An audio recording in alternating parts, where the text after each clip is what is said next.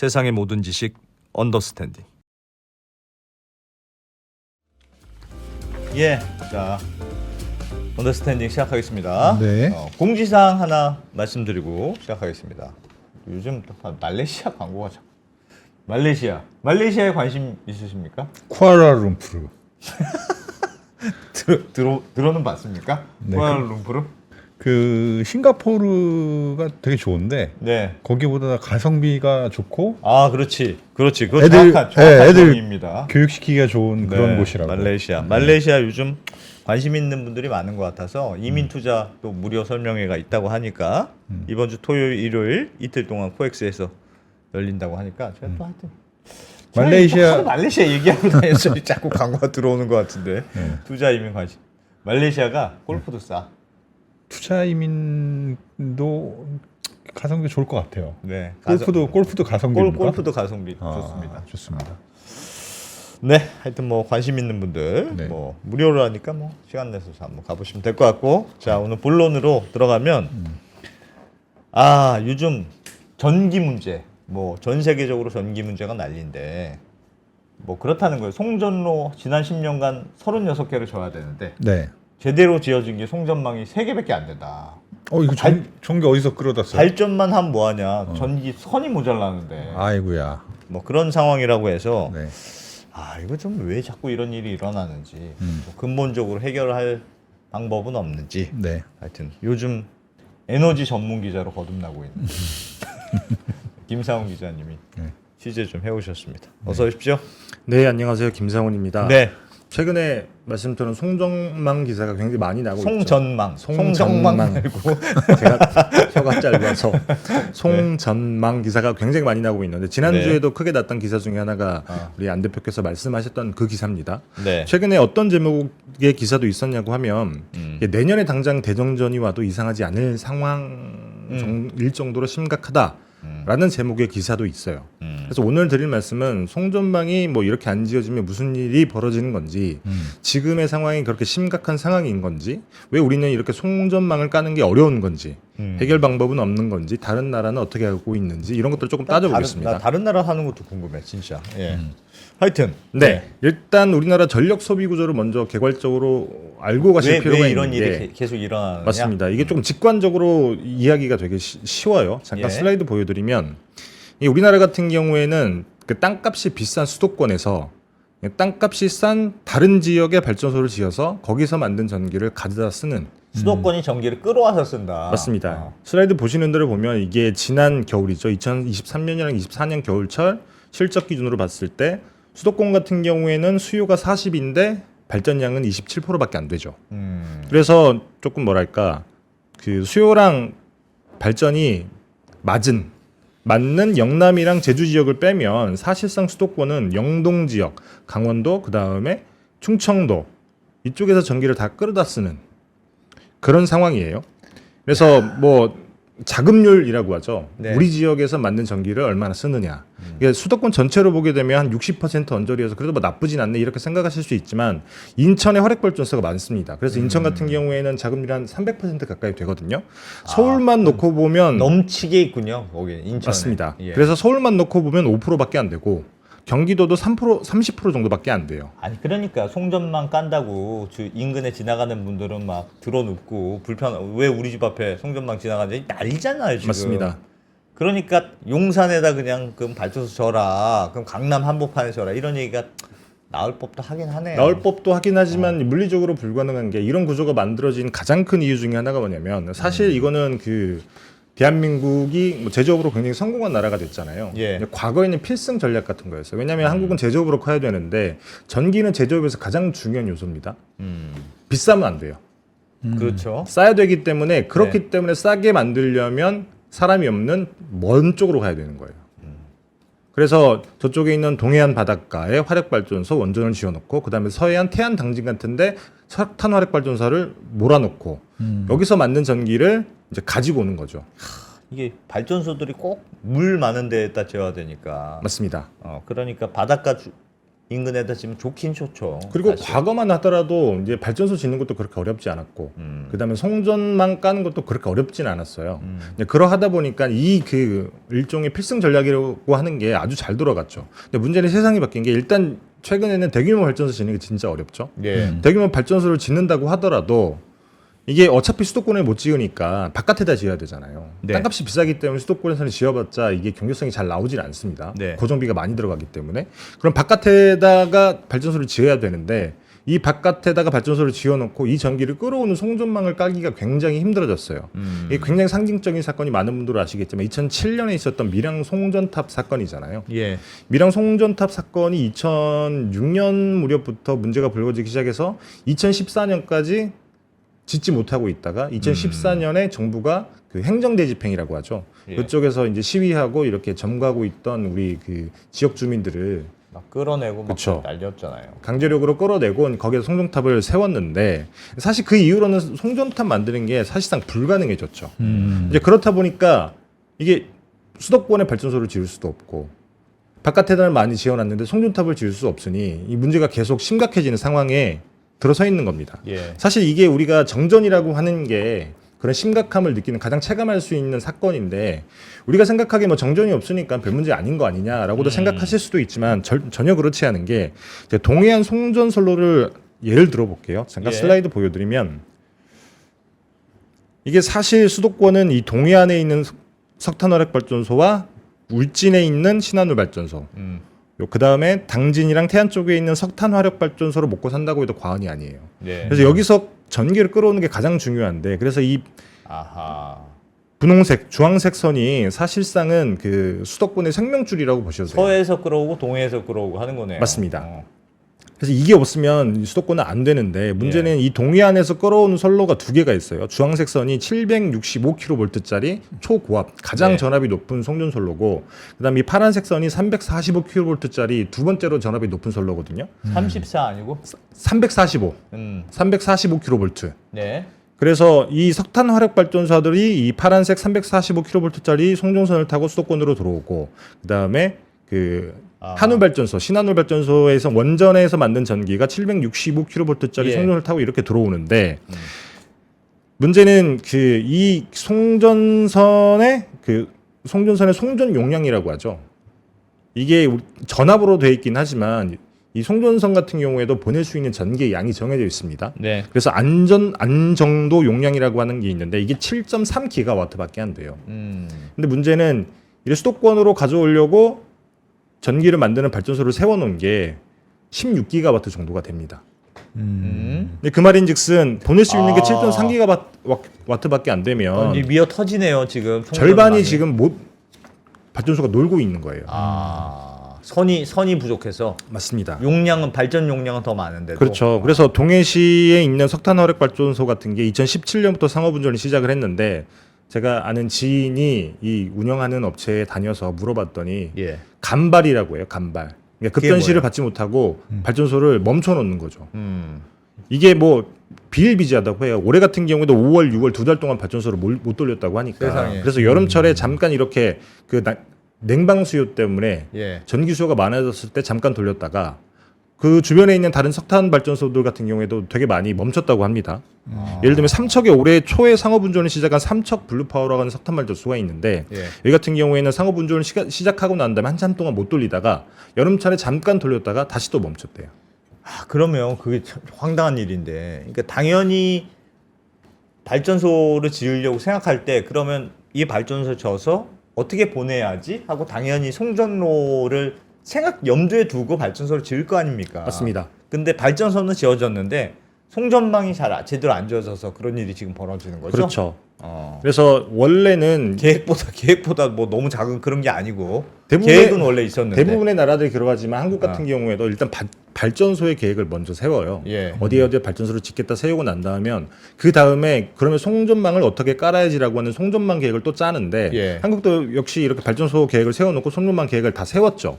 그래서 예를 들면 그 동해안 수도권 송전망 문제가 심각하다라고 해서 원래 발전소를 지을 때 그러면 우리가 여기서 전기를 끌어올 송전망이 필요하겠구나라고 해서 계획을 세워놨어요. 예. 그래서 원래는 2009년에 이 새로운 선로 765kV짜리 초고압 송전선로가 새로 생겼어야 되는데 네. 2009년에 완공 예정이었거든요. 근데 그때 주민들 반대 때문에 이게 무산됩니다. 주민들 반대 때문에 무산되고 주민들 반대에 있으니까 당연히 그 높은 송전탑을 지을 수가 없잖아요. 그래서 그때 당시에 2015년에 그럼 우리가 지하로 깔겠다. 이게 500kV짜리 초고압 직류 전송망이라고 해서 직류 전송망은 지중화를 할 수가 있거든요. 뭐 이렇게 전자파도 좀 덜 나오고 케이블 두께도 조금 얇아서 하여튼 땅 밑으로 하기 좀 편리한 방식이라고 들었습니다. 맞습니다. 직류로 하면. 조금 더 비싸긴 하지만 어쨌든 길게 하게 되면 조금 경제성이 나와서 이거를 우리가 직류로 바꾸겠다라고 계획을 세웠던 게 2015년이에요. 예. 벌써 10년 전이잖아요. 그때 당시에 계획을 바꾸고 완공 목표는 잠깐 슬라이드 보여드리면 요 선인 건데 이게 500kV짜리 직류 송전망이거든요. 예. 그래서 원래는 1단계 사업이 이쪽 동해안 변환소에서 시작을 해서 쭉 이렇게 지중화를 해서 신가평 변환소까지 오는 게 1단계 사업입니다. 예. 이게 원래는 2021년에 완공이 됐어야 됐어요. 그리고 2단계 사업이 여기서 다시 갈라 나와서 이게 동서울 하남에 있는 동서울 변환소까지 오는 게 2단계 사업. 요거는 2022년까지 완공이 됐어야 했는데 예. 저희 백종원 기자가 한번 전해드린 적 있지만 최근에 하남시에 있는 동서울 그 변환소 요게 그 하남시에서 인허가를 안 해줘서 멈췄잖아요. 예. 그래서 착공원에서 부분 구간별로 이렇게 그 공사는 하고 있기는 한데 이게 언제 완공이 될지 아직 모르는 상황이에요. 예. 그래서 지난해 세운 10차 전력 수급 기본 계획에서는 준공 시기를 2025년, 2026년까지 밀어놨는데 아마 이것도 미뤄질 겁니다. 그래서 지금 만들고 있는 11차 계획에서는 아마 2027년, 2028년까지도 밀릴 수 있다고 저는 개인적으로 판단을 하는데 그러하다 보니까 이미 발전소는 다 들어와 있는데 그리고 수도권 같은 경우에는 사실 그만큼 수요가 늘어난다라고 생각을 했기 때문에 발전소를 짓는 거거든요. 발전소가 늘어났다고 하는 얘기는 그만큼 수도권에서도 전력 수요가 많이 늘어났는데 그러면 많이 끌어와야 되잖아요. 끌어올 만한 송전망이 없기 때문에 굉장히 지금 어려운 위태위태한 상황에 처해 있다는 겁니다. 아니 근데 근본적으로 이 문제는 그러니까 현실은 지금 그렇죠. 그러니까 수도권에 무슨 데이터 센터도 요즘 다 수도권에 만들려고 그런다면서요. 그러니까 가뜩이나 전기 수도권이 많이 쓰는데 데이터 센터까지 들어오니까 전기를 어마어마하게 먹을 거고 그 전기를 감당하려면 그 동해안 서해안에 있는 발전소들 전선으로 끌고 와야 될 거 아닙니까? 송전망 끌고 와야 되는데 그거 그렇죠. 할 때마다 좋아할 리가 없잖아요. 좋아할 리가 없죠. 그러면 또 난리 날 텐데 이게 근본적으로 지금 수도권에 하여튼 지금도 많은데 여기서 더 많아지는 것 자체를 조금 밖으로 빼는 그런 걸 써야 되는 거 아닙니까? 뭐 그렇기도 하죠. 그리고 하나 더 짚고 넘어갈 게 뭐가 있냐면 단순히 뭐 만든 전기를 못 끌어와서 발전소가 놀고 있다 해서 끝나는 게 아니라 이게 우리는 뭐 발전소가 놀고 있으니까 그러면 발전소가 돈을 못 벌겠지 이렇게라고만 생각하고 넘어가실 수가 있는데 네. 발전소가 놀아도 한전에서 용량 요금이라고 하는 걸 줘요. 왜냐하면 한전 같은 경우에는 본인들이 다 발전소를 지을 수가 없잖아요. 그럼 민간 사업자에게 네가 발전소를 지어서 전기를 팔면 나한테 공급해. 우리가 기본소득은 줄게. 이걸로 네가 고정비, 발전소를 짓는데 들어간 고정비는 회수할 수 있어. 안 돌려도 돈을 받아요? 안 돌려도 한전에서 돈을 줍니다. 발전소는 전기가 돌려서 전기를 팔아서 돈을 받는 거잖아요. 그렇죠. 근데 안 돌리고 가만히 돌리지 않아도 있어도 가만히 있어도. 왜냐하면 급전지시라 그래서 필요할 때 한전 위에 있는 전력거래사라고 하는 공공기관이 있는데 거기서 니네 지금 필요하니까 빨리 발전소 돌려가지고 전기 공급해 라고 하는 걸 대기하는 거예요. 그 대기하는 대가로 용량요금이라고 하는 걸 주는데 5분 대기조의 대가를 주는군요. 맞습니다. 근데 이게 한두 푼이 아니에요. 그 이근준 충남도립대 교수가 뭐 쓴 그 아티클을 제가 봤는데 거기에서 뭐라고 했냐면 2023년부터 2026년까지 한 30조 원의 손실이 발생하는 것으로 추정된다. 그거 기본소득 주느라고 발전소 기본소득 주느라고 기본소득을 주는데 놀고 있으니까. 그것 때문에 30조 원의 손실이 발생한다라고 추정을 하고 있고 박종배 건국대 교수 같은 경우에는 그 정도까지는 아닌데 적어도 연간 한 6천억에서 8천억 정도 든다라고 계산을 하고 있는 거예요. 어쨌든 뭐 4년간 30조 원이나 아니면 연간 6천에서 8천억이나 뭐 천문학적인 돈인 거잖아요. 근데 원래 발전소라는 게 살짝 여유 있게 짓는 거잖아요. 뭐 그렇기도 하죠. 왜냐하면 무슨 일이 터질지 모르니까. 네. 갑자기 저 발전소가 멈추면 네. 딱 맞춰서 지어놓게 되면 저 발전소가 멈췄는데 수요는 그걸 넘쳐. 예. 그러면 대정전이 일어납니다. 그러면 공장들도 다 멈추고 그러니까. 굉장히 뭐랄까 그 재앙적인 상황이 펼쳐지기 때문에 기본적으로 여유가 있게 짓는 건 맞죠. 예. 여튼 그럼에도 불구하고 송전망 때문에 송전망 때문에 너무 돌고 있는 발전소들이 많이 있기 때문에 그만큼 한전의 적자 구조가 훨씬 더 심각해진다는 거죠. 알겠습니다. 그럼 어떻게 해야 됩니까? 그래서 사실 뭐 지금 상황에서는 물리적으로 송전망을 확충하는 것 말고는 방법은 없는데 그게 예. 당장 지어지는 게 아니라면 그러니까 뭐 일종의 뭐랄까 임시 방편처럼 해야 예. 되는 것들이 있어요. 예. 그게 뭐냐면 앞으로 전력 수요는 계속 늘어날 테니까 예를 들면 데이터 센터 같은 것들. 그래서 지난 데이터 5월에 센터는 왜 자꾸 경기도에 짓는 거예요? 데이터 센터를 경기도에 지을 수밖에 없는 이유가 있어요. 이게 잠깐 슬라이드 보여드리면 이게 한국 같은 경우에는 엄청 많이 들어왔잖아요. 하남에 네. 보시면 절반 정도 전국에 있는 것 중에 절반 정도가 서울이랑 경기도에 들어서 있는데 네. 이게 한국만 되게 유독 이상한 상황이에요. 아니 전기료가 싸니까. 미국은 버지니아 이런 데로 다 몰려 있다면서요 데이터 센터가. 맞습니다. 미국 전체 데이터 센터는 죄다 버지니아에 가 있다는데 왜냐하면 미국 같은 경우에는 전기요금이 싼 곳을 찾아가요. 지역별로 다 다르니까 지역별로 다르기도 하고 전기가 워낙 많이 먹는데. 그리고 가장 싼 곳은 발전소들이 몰려 있는데 가까이 있는 곳. 예. 그렇기 때문에 보통 그런 곳들은 시골이거나 그리고 물이 많거나 그리고 물이 많게 되면 전기를 덜 쓸 수가 있잖아요. 냉각수를 쓰면서 그 에어컨, 그러니까 쿨링 시스템을 덜 돌릴 수 있으니까. 예. 그래서 전기를 조금 쓰고 전기 요금이 싼 곳으로 가는데 그게 외국 같은 경우는 대부분 시골에 있어요. 예. 근데 한국 같은 경우에는 전기 요금이 전국 어디를 가든지 똑같아. 똑같습니다. 지리산 꼭대기도 똑같고 서울 한복판도 똑같아요. 어. 그러면 데이터 센터를 짓는 사람 입장에서는 당연히 그런 판단을 하겠죠. 그러면 내가 데이터 센터를 뭐하러 굳이 밑으로 뭐 내려가냐. 시골에다가 밑으로 갖다 내려가냐. 놓나. 그래서 한전에서 조사를 해봤더니 데이터 센터를 수도권에 짓는 가장 큰 이유가 뭔지 설문조사를 해봤나 보더라고요. 예. 67%가 부동산 개발 기회를 선점하기 위해서 나는 이 수도권에 데이터 센터를 땅 짓는다. 보고 그냥 한 거다. 땅 보고. 맞습니다. 어.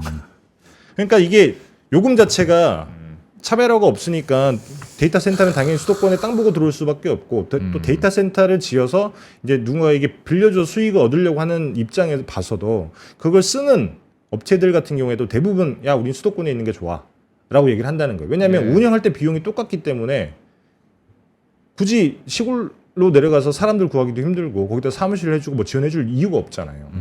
비용 자체가 똑같은데 굳이 시골로 내려갈 이유가 없다는 거죠.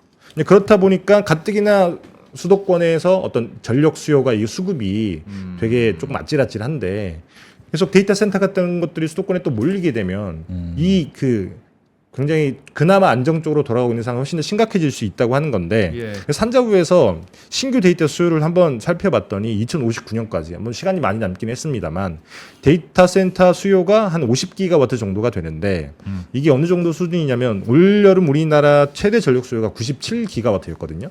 그러니까 올 여름에 우리가 전국에서 썼던 전기의 절반 정도가 이제 2059년이 되면 데이터 센터가 먹는데 예. 만약에 이런 것들이 다 수도권에 몰리게 되면 어떻게 되냐. 송전망 2배로 깔아야 되겠네. 송도만 근데 깔 수가 없으니까 어. 방법이 없다는 거죠. SMR을 서울 SMR 원전을 서울에다 만드는 거밖에 없고. SMR을 서울에다 경기도에 만들 수 만들거나 있겠습니까? 뭐. 물론 주민들이 그래 우리는 괜찮아라고 해서 뭐 설사 이렇게 뭐 뭐랄까 수용을 한다고 하더라도 땅값이 비싸기 때문에 기본적으로 그걸 지으려고 하는 사람 입장에서는 경제성이 잘 나오지 않아요. 왜 우리나라는 물론 그런 건 있을 것 같아요. 그러니까 전기가 되게 그렇다면서요. 우리나라가 이제 제조업이 지금까지 좋았던 이유가 싸고 균질한 아주 품질 좋은 전기를 잘 공급해줘서 그게 제조업의 기반이 됐다. 네. 그런 얘기는 들었는데 그래서 우리나라가 반도체도 잘 만드는 거고 뭐 전체적으로 제조업이 성장할 수 있는 기반이 된 건 맞는 것 같아요. 근데 지금 하여튼 근데 전기는 AI 뭐 이런 것 때문에 훨씬 많이 필요해졌어. 네. 근데 자꾸 다 이왕이면 수도권이 좋지 하고 데이터 센터를 다 수도권에 줘. 그렇죠. 그럼 전기를 더 많이 공급해야 돼. 맞습니다. 근데 그럼 전기 송전망을 더 공급할 깔아야 때마다 송전망 짓는 주위에서 막 난리가 나. 맞습니다. 그럼 어떻게 해야 됩니까? 그래서 일단 첫 번째 방법이 어떤 게 있냐면 일단은 첫 번째는 송전망은 물리적으로 쉽지 않으니까 그러면 수도권에 있는 그 전력 수요를 지방으로 분산을 시켜야 될 거 아니겠어요. 예. 할 수 있으면 좋은데 쉽지는 그렇죠. 않죠. 그러면 데이터 센터를 지방으로 옮기는 걸 유도하려고 하면 지방에서 전기요금이 더 싸게 만들면 되는 거예요. 그래서 이걸 지역별 차등 요금제라고 하는 건데 네. 단순히 뭐 지방에서 쓴다라고 해서 뭐 전기요금을 싸게 받고 서울에 있다라고 해서 전기요금을 비싸게 받으면 이건 불공평한 거 아니냐라고 생각하실 수 있지만 송전망을 까는 것도 다 비용이고 운영비용이 되게 많이 돈이 듭니다. 이것도 그대로 원가에 반영이 돼야겠죠. 그렇기 때문에 송전망 발전소에서 멀리 있어서 송전망을 많이 깔았다. 그러면 원칙적으로는 이 사람은 발전소 옆에 있는 사람보다 사용요금을 송전망 사용요금을 많이 내야 되는 게 상식적인 거예요. 원거리 택배를 이용하면 택배비 더 내라. 뭐 도서 지역은 더 많이 택배비를 내는 거랑 똑같은 거죠. 네.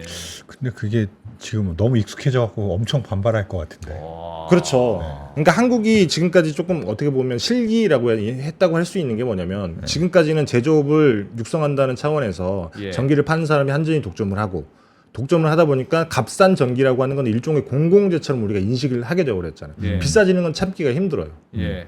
그렇기 때문에 쉽지 않은데 이제 송전망을 깔지 않게 되면 이게 문제가 발생을 하니까 그러면 송전망을 깔 수 없으면 분산이라도 시켜야 되는데 이걸 어떤 방법으로 분산을 시킬 거냐? 그러면 전기 요금이 똑같은데 데이터 센터에 야 너 그냥 수도권에 짓지 말고 지방으로 내려가라고 강제할 수 있는 건 아니잖아요. 예. 물론 최근에 이런 법이 만들어지긴 했습니다. 지난해 산자부에서 이제 수도권 송전망에 부담을 줄 수 있는 대규모 데이터 센터 같은 경우에는 우리가 전기를 공급하는 거죠. 전기 공급을 거부할 수 있는 권한이 있다. 그 전에는 거부할 수 있는 권한이 없었어요? 뭐 해달라면 야 우리가 공장 지고 하는데 왜 전기를 너희 안 주냐? 그냥 일종의 계약만 하면 되는 거예요. 송전망 사업을 하는 한전 입장에서는 얘라고 굳이 안 줘야 되는 상황이 아닌 거죠. 예. 그래서 어쨌든 그 주변 송전망에 여유만 있다고 하면 당연히 줄 수밖에 없는 상황이었는데 이제는 거부할 수 있게 법에 근간은 마련이 돼 있긴 하지만 그렇다고 해서 실제로 데이터 센터가 그래서 뭐 예를 들면 한전이 거부를 해서 지방으로 내려갔다라고 하는 소식은 제가 들어본 적이 없기는 해요. 그래서 뭐 어쨌든 강제적으로 보낼 수 없다고 하면 방법은 딱 하나밖에 없으니까 지방에서 전기요금 조금 싸게 해주는 그런 방법. 그게 근데 뭐 말씀하시는 게 무슨 말씀인지는 알겠는데 가격 차이가 많이 나야 내려갈 것 같은데요. 그렇겠죠. 살짝 예를 들면 야 이게 우리는 지방 원전 근처에 있는 사람들은 뭐 송전망도 별로 비용도 안 들었으니까 여기 조금 싸게 하고 송전망이 필요했던 수도권에서 쓰는 건 조금 멀리서 왔으니까 조금 더 내. 뭐 논리적으로는 그럴 수 있을 것 같은데 그 가격 차이가 과연 얼마나 나겠느냐. 이게 단순히 간면의 의미라기보다는 굉장히 차이가 많이 나야 되는데 그래서 조금 상식적으로 돌아가는 것 중에 하나가 영국 같은 나라예요. 영국도 우리나라랑 굉장히 비슷합니다. 예. 영국은 수도권이 남부 런던 주위에 퍼져 있잖아요. 예. 잠깐 슬라이드 보여드리면 그래서 영국 같은 경우에는 북부에 발전소가 많이 있습니다. 북부에 발전소가 많이 있고 그 런던 주위에 있는 5개 지역에서 전체 전력의 한 절반을 쓰는데 그 발전 비중은 한 30% 정도밖에 안 돼요. 그러니까 여기도 저희 수도권이랑 굉장히 비슷하죠. 그래서 송전망을 통해서 북부에서 전기를 끌어오는데 이게 보시면 이게 사용료라고 하는 거예요. 송전망을 사용하는 데 따른 비용 지불인 거죠. 그래서 보면 북부 지역들이 요금이 훨씬 쌉니다. 킬로와트아워당 뭐 이 정도 되는 거죠. 뭐야 뭐 23파운드. 제일 위에랑 제일 밑에랑 2배 정도 차이. 그래서 2배 정도 차이가 나는 거예요. 이야. 런던이나 뭐 사우던, 웨스턴 이런 쪽들 2배 정도 차이가 나면 이 정도 차이가 지역에서 나면 다 내려오는데 그렇죠. 이렇게 2배 차이가 난다. 그러면 뭐 사실 뭐 통신비가 많이 들긴 하겠지만 그 데이터 센터를 운영하는 업체 입장에서 야 2배 정도나 차이 난다고? 왜냐면 데이터 센터 원가의 전체 사업비 원가의 한 20에서 45%가 전기요금이에요. 예. 저 정도면 고민되겠네. 고민할 수밖에 없죠. 그래서 뭐 어느 정도까지 차이가 나야 데이터 센터들이 지방으로 내려갈 수 있는지는 조금 시뮬레이션이나 계산 같은 걸 해봐야겠지만 의미 있는 수준의 차이가 나지 않으면 뭐 쉽지는 않을 거다. 저렇게 막 비싸면 영국에서는 아예 짓지 말자. 아예 그냥 다른 나라로 가자. 전기가 풍부한 프랑스로 가자. 그래서 사실 산자부에서 이런 해법을 가지고 있기는 해요. 아까 말씀드렸다시피 이 동해안에 있는 발전소들은 사실 정부의 말을 듣고 그쪽에 발전소를 지은 건데 네. 전기를 팔아야 될 발전소를 돌릴 수가 없으니 계속 적자가 누적될 거 아니겠습니까? 네. 그래서 산자부에서 고민하고 있는 것 중에 하나가 데이터 센터를 바로 옆에 붙여놓으면 그 놀고 있는 발전소들 옆에 붙여놓으면 제가 그때 말씀드렸던 미국처럼 뭐 예를 들면 원전 바로 옆에 붙인다.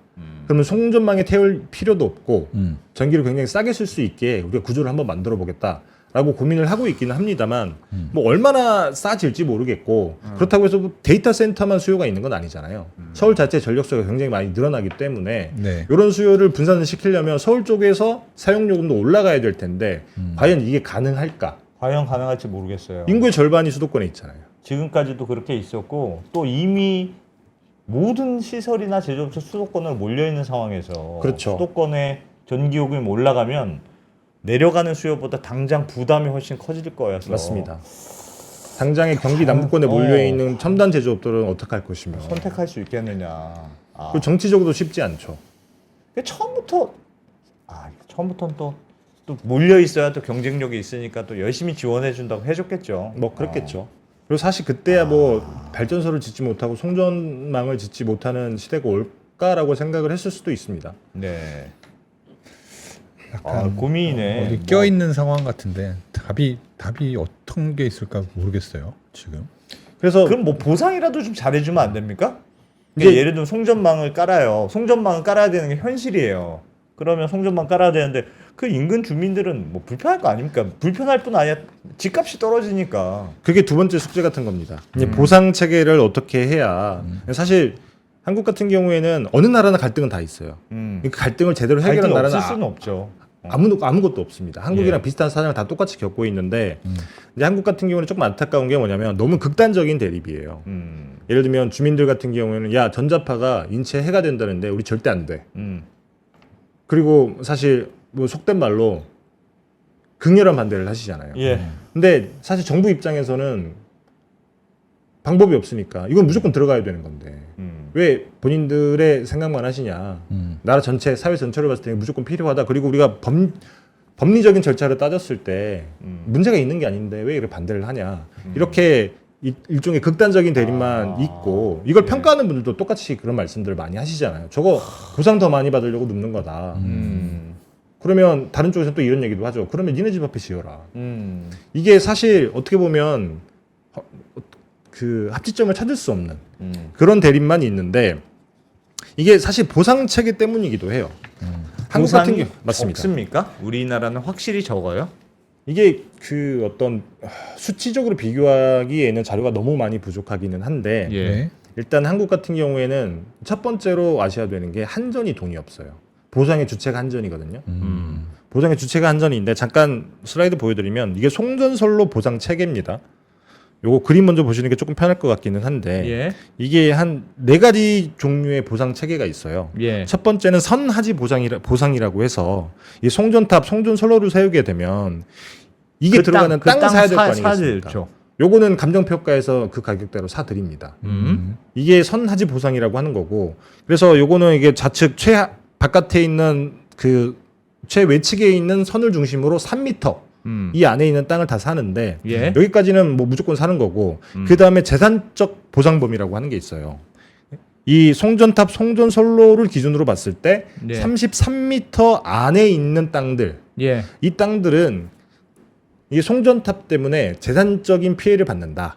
아니 뭐 집값이 반토막이 뭐야 저거는. 집은 요 바깥에 있을 테니까 이 집은 따로고 그러니까 예. 땅 같은 경우에도 뭐 예를 들면 뭐 없을 데가 없어지죠. 그렇죠. 뭐 농사를 짓는다고 하더라도 여기에서 지어가지고 누군가한테 팔면 사람들이 찝찝해서 먹겠냐 이것부터 시작해서 굉장히 재산적 피해가 있을 수 있잖아요. 예. 요거는 한전이랑 같이 협의를 해서 그럼 보상 얼마 해줄까 이만큼 해줘라고 합의를 해서 결정을 합니다.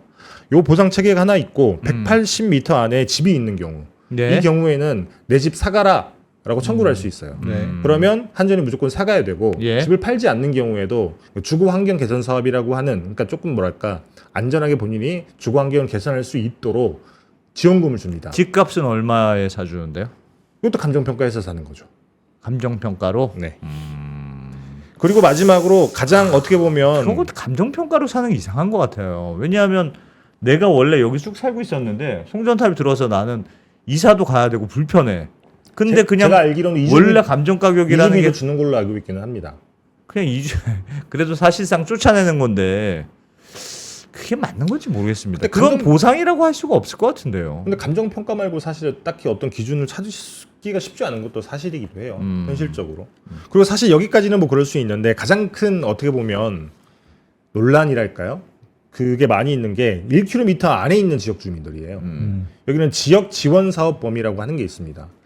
요거는 한전이 돈이 없어서 2014년에 법을 만들 때 어떤 식으로 만들었냐면 요 안에 들어있는 주민들 같은 경우에는 우리가 뭐 전기요금 보조 이런 걸로 해서 연간 뭐 1,000억, 1,400억 뭐 올해부터는 한 1,600억인 걸로 알고 있는데 예. 요거를 우리가 지원을 해주겠다. 근데 이게 직접 보상금을 준다라는 의미보다는 전기요금을 깎아준다거나 보조해주는 얼마나 거죠. 깎아주는데요? 그래서 그 뭐 가구당 평균 기준으로 따지면 월 10,000원 정도밖에 안 돼요. 뭐야? 저희 집도 그 송전탑에서 몇백 미터 이내라서 예. 관리비를 뭐 1년에 뭐 얼마 이상 깎아주고 그런 게 있어요? 관리비를 지원해주고 전기료를 뭐 한 가구당 5,000원씩 깎아주는 게 있어요. 근데 합쳐보면 정말 얼마 안 됩니다. 정말 얼마 안 됩니다. 이게 전체적으로 보면 규모가 1,600이라서 꽤 크구나라고 할 수 있지만 예. 이걸 개개인으로 쪼개보면 이 사람들 입장에서 이게 보상이야? 월 10,000원. 맞습니다. 이렇게 느낄 수밖에 없다는 거죠. 그렇다 월 만원 보니까 아니에요? 월 10,000원도 안 돼. 훨씬 적어요. 그렇다 보니까 주민들 입장에서는 사실 이 반대를 안 할 수가 없어요. 뭐 그렇다고 해서 이 사람들이 충분할 만큼의 보상을 해줘야 되냐? 예. 다른 문제이긴 합니다.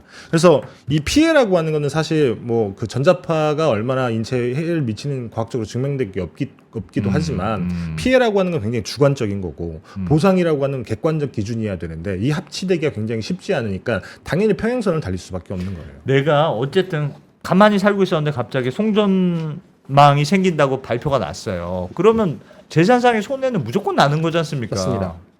그러면 그거를 한전에서 보상을 안 해주면 소송을 하는 방법은 없어. 소송해서 내가 이만큼 집값이 반토막이 났다. 그리고 이것 때문에 그거는 보상 아니면 소송을 해서 뭘 받을 수 있는 그런 방법 없어요? 실제로 개별적으로 그 소송이 많이 이루어져요. 그래서 최근에 있었던 소송 중 하나가 뭐냐면 이 선하지 보상이라고 하는 게 있습니다. 아까 말씀드렸다시피 송전탑 바깥에 있는 선 기준으로 3m 이내에 있는 땅은 사야 된다 그랬잖아요. 네. 네. 3m니까 뭐 지금 3m가 너무 좁다는 거예요. 장난해. 대법원에서 2022년에 뭐라고 판결을 그럼 내렸냐면 6m는 안 사준다는 거잖아요. 그렇죠. 3m까지만 사는 거죠. 그래서 당시에 그 대법원 판단이 뭐였냐면 여기 잠깐 슬라이드 보여드리면 이게 765kV, 500kV, 345kV 이렇게 송전탑, 송전선로들이 다 법정 이역거리라고 하는 게 있어요.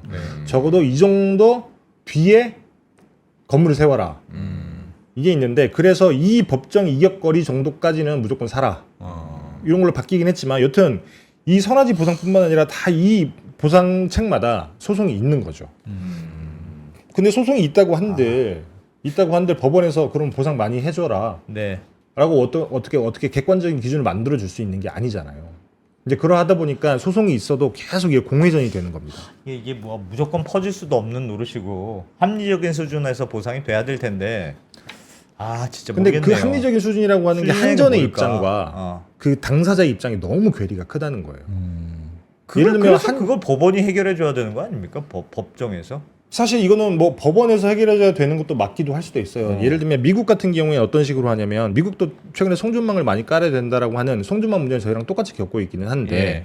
미국 같은 경우에는 어떤 식으로 해결을 하냐면 우리는 객관적으로 전자파가 인체에 해를 입히는지 안 입히는지만 굉장히 많이 따지죠. 그래서 정부는 아니다라고 주장을 하는 거고 주민들은 맞다라고 주장을 하는 거고. 예. 근데 미국은 그걸 별로 중요하게 생각을 하지는 않습니다. 예. 이게 뭐냐면 그러니까 재산적 보상이라고 하는 거는 네가 그 전자파가 나올 수 있다라고 하는 사회적 인식 때문에 재산상의 피해를 보는 거다. 그렇죠. 인근에 있으면 집값이 떨어지니까. 맞습니다. 전자파가 나와서 피해를 보는 게 아니라 어. 그런 인식이 있기 때문에 너를 하여튼 피해를 보는 거기 집값이 떨어진 건 때문에 현실이야. 그렇죠. 그 인식에 대한 보상을 해라. 그 인식으로 받는 피해에 대한 보상이기 때문에 그러니까 집값 떨어진 거에 대한 보상을 해준다는 뜻이네요. 맞습니다. 그러니까 집값이라고 하는 게 인식 때문에 떨어지는 거니까. 예. 그래서 그 소송이 붙는다. 그래서 뭐 전력 공급 회사랑 주민이랑 소송이 붙는다. 그러면 대다수의 판례가 대다수까지 아니면 어쨌든 조금 뭐랄까 정립된 판례가 요거는 사회적 인식이 그렇게 있기 때문에 거기에 대한 피해 보상을 전력회사가 해줘야 된다. 라는 쪽으로 판결이 많이 난다고 아니 얘기를 해요. 우리는 왜 그렇게 안 되냐는 거예요. 제 궁금함은 당연히 갈등이 있죠. 보상해 주려는 사람은 적게 주려고 하고 받으려는 사람은 많이 받을수록 좋으니까 당연히 갈등이 있는데 근데 한국 같은 경우에는 사실 이 피해 보상이라고 하는 게 법이 있어요. 전기사업법에 선화지 보상에 대한 근거가 있고 그다음에 송주법이라고 손정맘과 변전소 보상법. 법이 따로 있습니다. 그냥 법의 기준이 명확하게 있어요. 그러니까 예. 법 체계가 다른 거죠. 미국 같은 경우에 이런 경우에 보상을 해라라고 하는 어떤 법률 체계가 있는 게 아니라 그냥 법원이 판단을 했을 때 합리적인 판단 기준으로 그때 판단을 내려라고 해서 예. 판례가 쌓이면서 그게 정립이 되는 거고 예. 한국 같은 경우는 법원이 판단을 하려면 명확하게 근거가 있어야 되는데 한국은 그런 근거가 없으면 법원에서 자의적으로 아 이거는 내가 보니까 뭐 그 전자기파에 대한 위해가 있는 걸로 판단이 되니 혹은 그게 아니더라도 요거는 사회적 인식에 대한 피해가 분명해 보이니 보상을 해줘라라고 법원이 자의적으로 판단하기 굉장히 어렵다는 거죠. 그렇긴 한데 룰 자체가 너무 박하게 돼 있는 거는 살짝 맞는 것 같고 그러면 할 수 있는 주민들이 할 수 있는 게 들어눕는 거밖에 없는 것 같아요. 그렇죠. 근데 사실 그러니까 이거는 갈등이 더 사실 커지는 이거는 거지. 근본을 따지고 들어가면 한전이 기본적으로 적자 사업자잖아요. 돈이 없어요. 뭘 해주려고 해도 한전은 돈이 한전분지 없어. 팔 때 빼놓고는 대부분이 값싼 전기를 싼 전기를 공급을 해야 되기 때문에 기본적으로 전기요금의 그 원가 이상을 쉽지 않아요. 이제 그렇게 되면 한전이 돈이 없는데 어떻게 보상을 해주겠습니까? 그래서 아까 말씀드렸던 지역 지원 사업이라고 하는 것도 한전이 돈이 없기 때문에 전력 기반 기금이라고 하는 거에서 지원을 하고 있는 건데 사실 전력 기반 기금도 많지 않거든요. 예. 이제 그렇다 보면 뭐 보상을 많이 해주려고 하더라도 한전이 돈이 없는데 보상해줄 수 있는 방법이 없는 거죠. 근데 악순환의 어떤 고리 같은 겁니다. 이것도 결국엔 전기료를 올려야지 뭐 해결이 될 그 거. 아까 전에 말씀하셨던 그러니까 그런 거는. 그 지역별 차등 요금제를 해서 송전망을 많이 거쳐서 온 전기를 쓰는 사람들은 조금 더 비싸게 내고 그 비싼 돈으로 송전망 까는 데 썼던 보상 비용이나 뭐 등등등 비용으로 뭐 그렇기도 하지만 쓰는 건 어떻습니까? 기본적으로 뭐 그렇죠. 굉장히 좋은 방법이라고 저는 생각을 하는데 기본적으로 그렇게 하는 게 원칙에 맞기도 하고 합리적이기도 하지만 그렇게 가격이 올라감으로써 수도권의 전력 수요도 누를 수가 있어요. 사실 수요라고 하는 거는 사실 프라이싱이라고 하는 게 가장 중요한데 한국은 전기 요금이 너무 싸기 때문에 최근에 많이 올랐다고는 하지만 근데 이게 쉽진 않은 거죠. 예를 들면 독일 같은 경우는 어떤 방식으로 해법을 내리냐면 거기도 똑같이 갈등이 있을 거 아니겠습니까? 송전망의 갈등은 사실 독일이 전 세계에서 가장 먼저 경험한 나라이긴 한데 이게 전력회사랑 주민 간에 송전망 까는데 갈등이 생긴다. 그러면 정부가 중재에 나서요. 그래서 최소한의 어떤 이 정도의 합의가 이루어지지 않으면 무조건 그냥 지중화를 해버리도록 합니다. 그러면 갈등이 잘 안 생기니까. 그나마 예. 근데 비용이 많이 들잖아요. 예. 근데 비용이 많이 들면 아까 그 말씀드렸던 돈 어디서 날 거냐? 그렇죠. 차등 요금제 같은 걸로 송전 선로를 사용하는 사람들 그 부담해라. 라고 해서 독일은 굉장히 많이 전기요금 올랐던 거죠.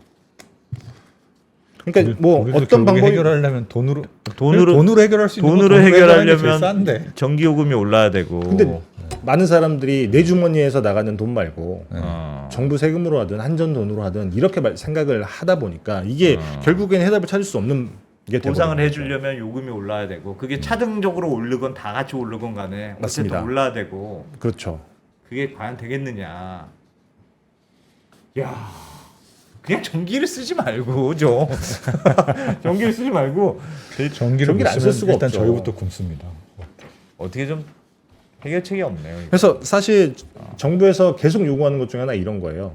송전망 특별법이라고 하는 게 있는데 지금은 한전한테 너무 맡겨놨단 말이에요. 근데 한전은 네. 돈도 없고 공기업이다 보니까 본인들이 나설 수 있는 여지가 굉장히 적어요. 그러니까 한전에서도 이슈가 터지면 그냥 시간만 끌더라고 보니까. 그래서 밀양 송전탑이 대표적인 예예요. 2007년에 그런 일이 있고 난 다음에 7년을 버틴 거죠. 2014년에 네, 그냥 행정대 집행을 해버립니다. 지칠 때까지 그냥 안 하고 그냥 그럼 맞습니다. 그럼 올스톱하고 계속 기다린다. 그렇죠. 한전은 그거 말고는 사실은 선택할 수 있는 방법이 없어요.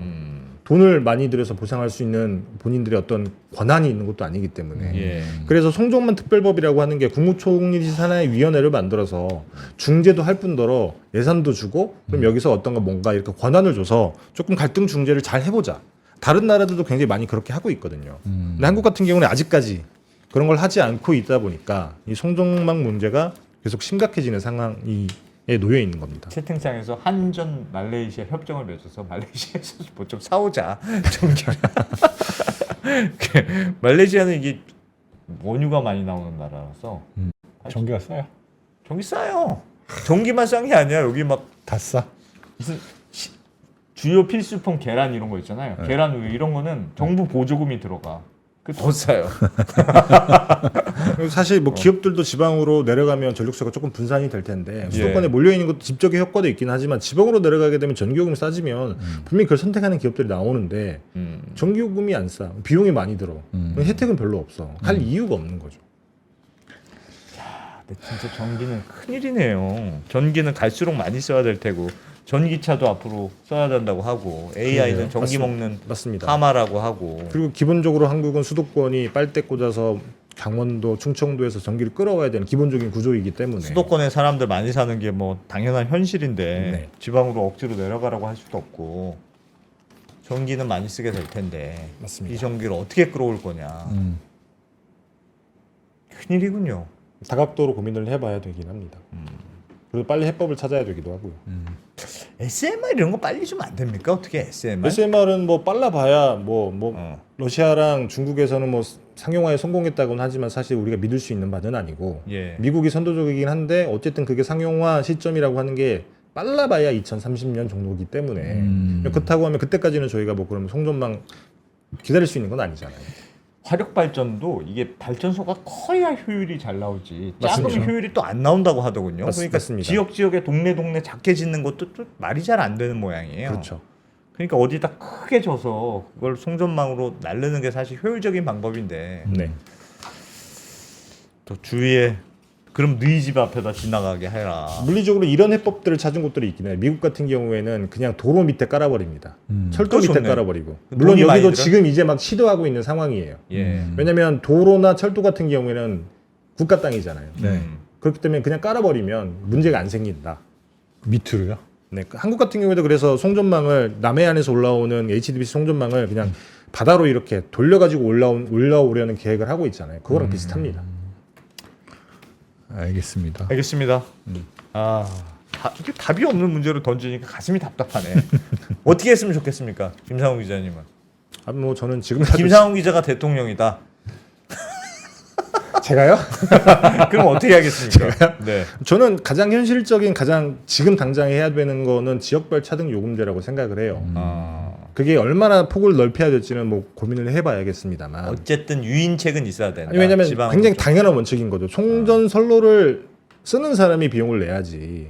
그거를 뭐 예를 들면 서울에 사는 사람들이랑 송전 선로를 전혀 쓰지 않는 뭐 발전소 옆에 사는 사람이랑 그 사용 요금이 똑같다고 하면 이건 불공평하잖아요. 그럼 수도권을 높인다, 지방을 낮춘다. 그렇죠. 둘 다 한다. 저는 그렇게 해야 된다고 생각을 해요. 다만 이건 개인적인 주장입니다. 당연히 수도권에 있는 분들이 싫어하겠지만. 알겠습니다. 김상훈 기자님 어려운 얘기네. 잘 들었습니다. 고맙습니다. 네, 감사합니다.